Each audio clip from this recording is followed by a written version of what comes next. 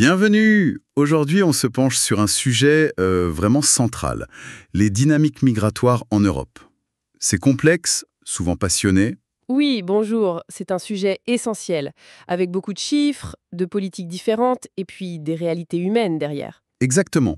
Et pour y voir plus clair, on va s'appuyer sur une analyse fouillée, issue d'un entretien avec Nicolas Pouvron-Monti de l'Observatoire de l'immigration et de la démographie. Un think tank qui se veut indépendant, basé sur les faits. C'est important de le préciser. Tout à fait.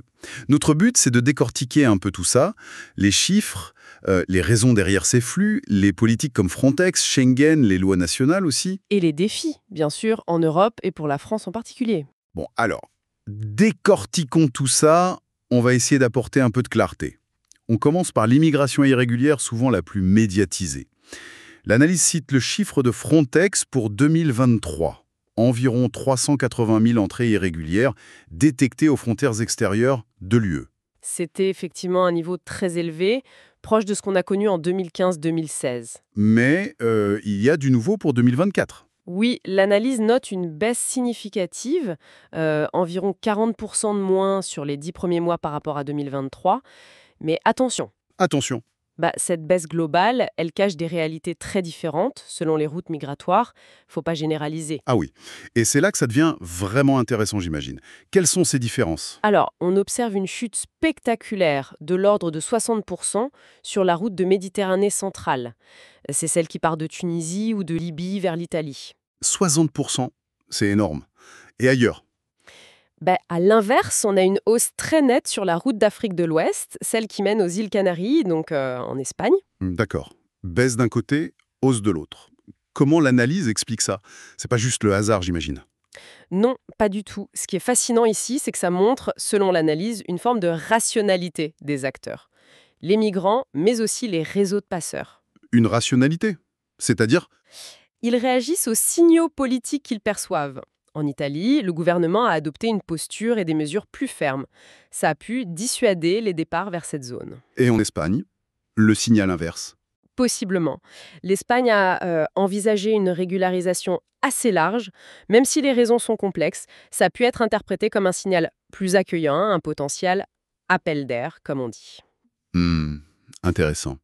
Donc, les politiques nationales ont un impact direct et rapide sur les flux irréguliers. C'est ce que suggère l'analyse, oui. Les réseaux criminels s'adaptent très vite aussi. Ils redirigent les flux là où ça semble plus facile. Et au fond, l'analyse insiste sur un point.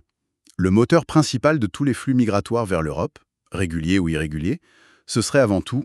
Économique, l'écart de niveau de vie. C'est le facteur structurel majeur, même si d'autres éléments jouent bien sûr. D'accord. Parlons maintenant de l'immigration légale. Les chiffres sont d'un tout autre ordre de grandeur, si j'ai bien compris. Ah oui, absolument. En 2023, l'Union européenne a délivré environ 3,7 millions de premiers titres de séjour. 3,7 millions, c'est colossal. Et c'est une tendance récente? C'est un record absolu. L'analyse dit plus 130% par rapport à 2013. Donc une augmentation très très forte sur 10 ans. Et ça correspond à quoi concrètement, ces 3,7 millions de titres? Il y a plusieurs catégories. D'un côté, ce qui relève du droit, disons, le regroupement familial, l'asile humanitaire selon les conventions internationales. Ça, les États sont plus ou moins tenus de l'accorder si les conditions sont remplies. D'accord. Et de l'autre côté?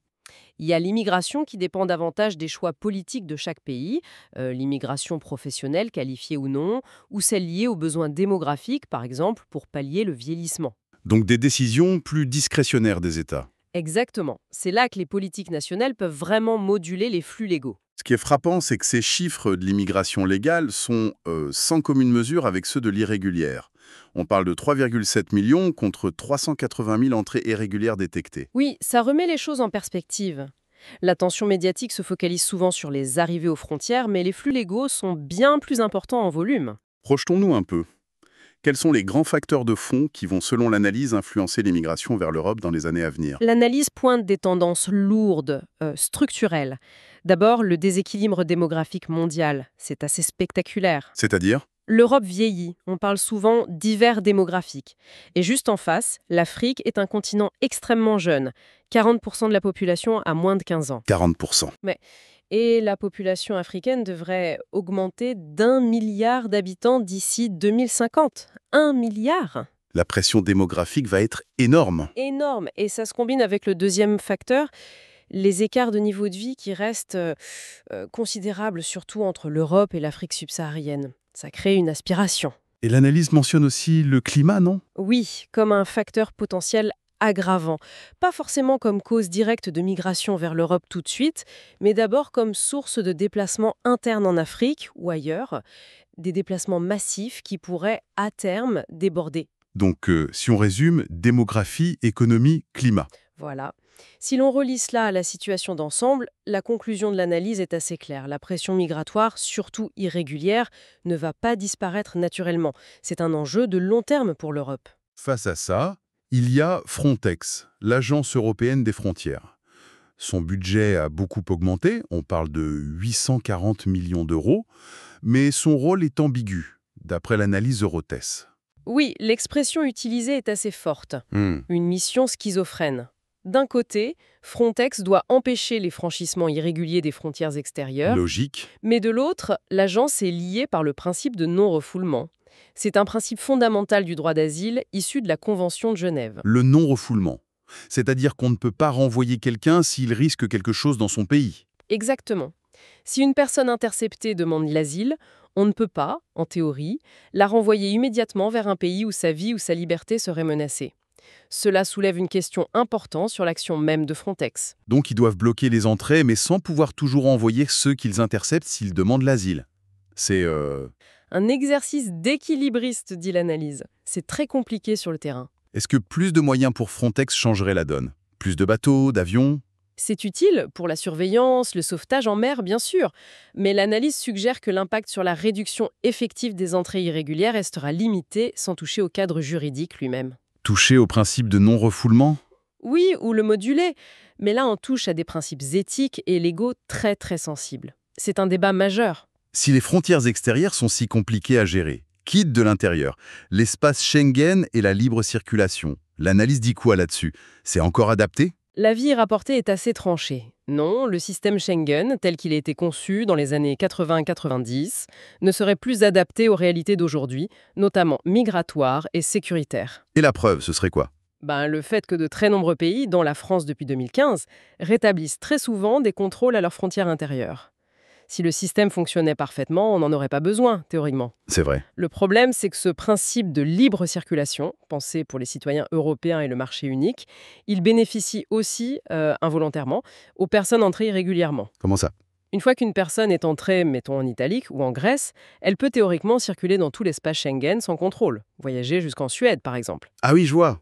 L'analyse cite même une estimation d'un rapport parlementaire français de 2018 qui parlait de centaines de milliers de personnes déboutées du droit d'asile, donc en situation irrégulière, qui circuleraient librement dans Schengen. Des centaines de milliers. Ça pose question, effectivement. Ça complique énormément les procédures d'éloignement, évidemment. Venons-en au cas de la France. L'analyse la décrit comme une destination attractive, parfois un pays de rebond. Qu'est-ce qui la rendrait attractive spécifiquement ? L'analyse met en avant deux dispositifs assez français. D'abord, l'aide médicale d'État, l'AME. L'AME, oui. Elle offre une couverture santé assez complète aux étrangers en situation irrégulière, sous certaines conditions bien sûr. Le nombre de bénéficiaires a triplé en moins de 20 ans. C'est présenté comme une quasi-singularité française. D'accord. Et le deuxième point, c'est le principe d'hébergement d'urgence dit inconditionnel. En France, la loi oblige l'État à proposer un hébergement à toute personne sans abri, peu importe son statut migratoire. D'accord. Et ça a quelles conséquences?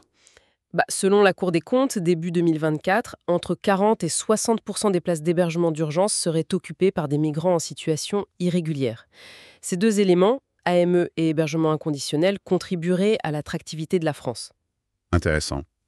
Et pour l'immigration légale en France, quels sont les motifs principaux? Est-ce que ça a changé? Historiquement, c'était l'immigration familiale qui dominait largement. Sur la période 2005-2020, l'analyse dit 41% des titres de séjour permanents. C'était un des taux les plus hauts d'Europe de l'Ouest. Et maintenant? Très récemment, les visas étudiants sont passés juste devant. Ah bon? Oui, et l'analyse soulève une hypothèse.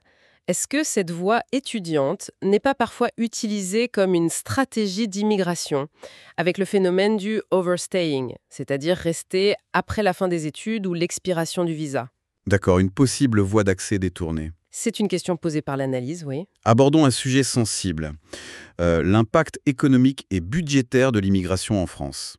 C'est toujours difficile à évaluer, mais que dit la source? Oui, c'est complexe. L'analyse se base sur des chiffres de l'OCDE de 2020. Il montre, pour les immigrés extra-européens en France, un taux d'emploi assez bas, 51,6%. Moins que la moyenne nationale. Oui. Et surtout, un taux de pauvreté très élevé, près de 50%. Apparemment, le record de l'UE avec l'Espagne. À moitié quasiment. Voilà. Et si on ajoute à ça un niveau de qualification souvent bas, plus de 42% qui n'ont pas de diplôme ou juste le niveau brevet, Qu'est-ce que ça implique budgétairement? l'analyse suggère que, compte tenu de ce profil moyen, cette population consommerait probablement plus de prestations sociales et services publics qu'elle ne contribue en impôts et cotisations.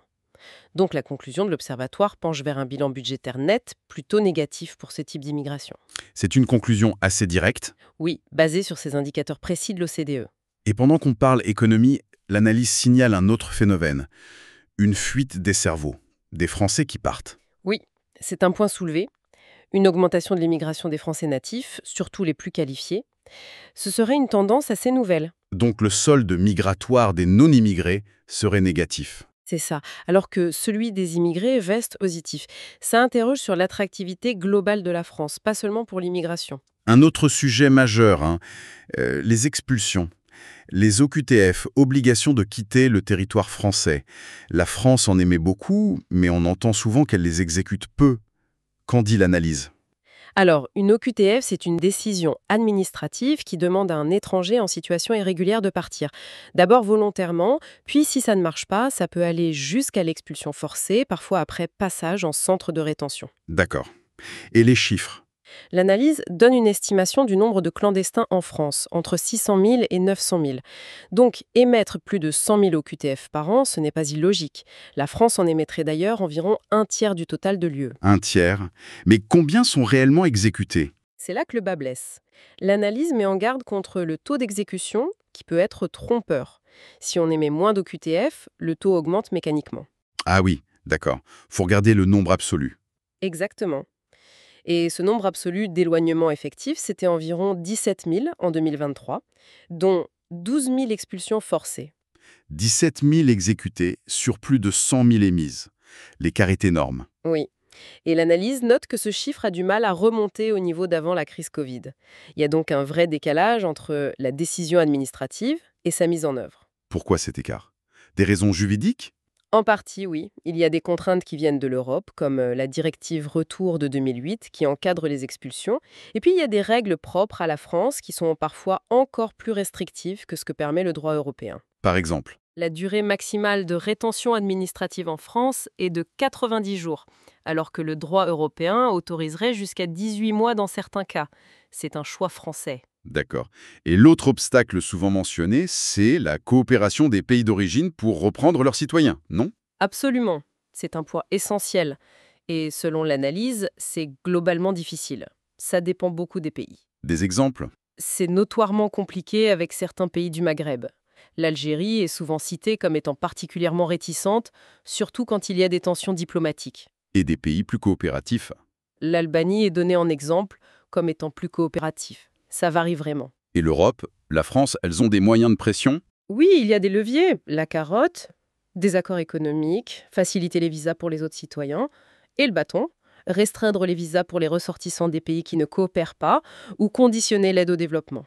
Est-ce que ces leviers sont utilisés? Le droit européen permet d'utiliser le bâton, notamment sur les visas, mais l'analyse laisse entendre qu'il y a peut-être un manque de volonté politique pour l'utiliser de façon vraiment systématique et ferme.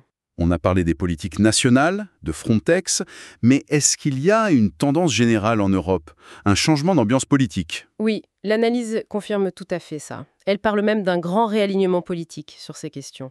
Un réalignement. Une tendance générale vers plus de fermeté, ou en tout cas plus de contrôle, qui dépasse le clivage traditionnel gauche-droite. Ah oui, même à gauche. Aux Pays-Bas, en Italie bien sûr, mais même en Allemagne, le ton a changé sur certains aspects. Par exemple vis-à-vis des demandeurs d'asile qui relèvent d'un autre pays européen, dubliné. C'est un sacré contraste avec 2015-2016 et la politique d'Angela Merkel. Énorme contraste, oui. Le climat politique a vraiment changé. Et le pacte européen sur la migration et l'asile, adopté récemment, il reflète ça, hein? Il est un peu le fruit de ces tensions. Il y a des éléments controversés comme la relocalisation obligatoire des demandeurs d'asile qui fait grincer des dents, mais il y a aussi des mesures qui vont dans le sens de plus de fermeté. Un filtrage plus systématique aux frontières, renforcer la base de données biométriques Eurodac, c'est un compromis complexe. Un dernier point abordé dans l'analyse, le rôle de certaines ONG. Quelle est la perspective présentée? L'analyse soulève la question de la dimension idéologique de certaines ONG travaillant sur les migrations. Selon l'Observatoire, une partie d'entre elles défendrait un principe d'accueil inconditionnel. Et le problème, c'est quoi? Ce serait que cette position est potentiellement déconnectée de ce que pense la majorité de l'opinion publique en Europe. L'analyse pointe aussi la frontière parfois floue entre l'action purement humanitaire, comme le sauvetage en mer, qui est nécessaire, et un militantisme politique qui vise à influencer les lois. Une ambiguïté qui pourrait être utilisée. Notamment dans la communication ou pour obtenir des financements publics. Attention, l'analyse ne dit pas qu'il y a collaboration avec les passeurs, mais elle interroge sur l'alignement idéologique et la perception des actions de certaines associations. Bon, si on essaie de synthétiser tout ça après cette exploration, c'est vraiment un tableau complexe qui se dessine. Très complexe. On a des chiffres énormes pour l'immigration légale, moins visibles médiatiquement, des flux irréguliers, plus spectaculaires, qui répondent à des moteurs économiques et démographiques très puissants, Et qui réagissent très vite aux signaux politiques. des outils européens comme Frontex ou Schengen qui semblent sous tension, limités par leurs propres règles, des spécificités nationales très fortes, on a vu le cas de la France, Oui, avec l'AME, l'hébergement. et puis un paysage politique européen qui bouge beaucoup vers plus de contrôle. Alors, qu'est-ce que tout cela signifie au fond? Ce qui ressort pour moi, c'est cette idée de rationalité. Que ce soit les migrants, les réseaux ou même les États qui ajustent leur politique, tout le monde répond à des incitations, à des contraintes, à des signaux. Ce n'est pas un phénomène irrationnel. Hmm. Et face aux grands déséquilibres mondiaux, démographie, économie, l'analyse suggère que la gestion de ces flux, ce sera un défi majeur et permanent pour l'Europe. Il n'y a pas de solution miracle, ça demandera des réponses continues, adaptées et probablement difficiles. Et pour nous laisser avec une dernière piste de réflexion, un point que la source mentionne mais qu'on n'a pas creusé, l'instrumentalisation des migrations par des pays tiers. Ah oui, c'est mentionné, la Turquie, la Biélorussie, qui utiliseraient les flux migratoires comme moyen de pression sur l'Europe. Exactement. Et ça ouvre une question assez vertigineuse finalement. Quelle est la vraie vulnérabilité de l'Europe face à ce genre de pression, cette forme de guerre hybride? Et comment on intègre ça dans nos stratégies, au-delà de nos débats internes sur l'accueil ou la fermeté? Vaste question. Une question géopolitique majeure, en effet, de quoi continuer à réfléchir longtemps.